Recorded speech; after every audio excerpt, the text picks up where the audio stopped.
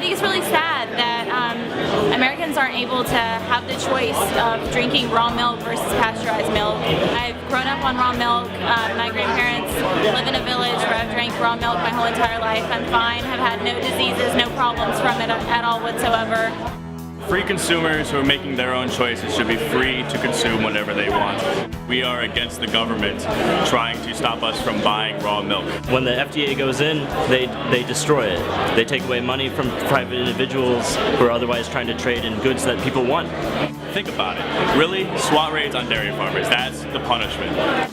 Most of the people who buy raw milk and then pasteurize it at home are more healthy, not less healthy than the people that buy the Cheetos and whatever you get in the grocery store. Nobody is threatened by somebody else drinking raw milk that they pasteurize at home as opposed to, buying milk in a store. And this is one of those things that just in a criminally obvious way supports just giant kind of conglomerate farmers at the expense of the small farmers that are producing higher quality products.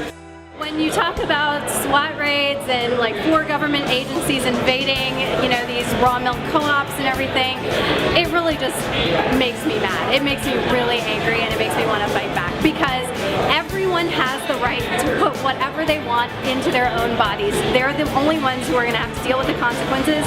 And let's face it, the milk that you get at the grocery store is probably not nearly as healthy for you as the milk that comes straight from the cow.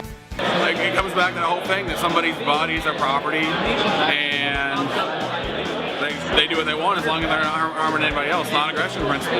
And the fact that the government's aggressing upon people who are trying to do what they see fit to do with their own bodies is a violation of their natural rights as well as their freedom of association and contract. I think there's a big misconception between the idea that it's okay to consume something if it's been subsidized by the government versus choosing to consume something that's been created locally in your own neighborhood. As consumers and as advocates for a free market, we have a big voice in what we choose to consume and buy. So to say one thing is great, but to act on it is another. Traditional pasteurized milk has all of the same problems, but none of the benefits.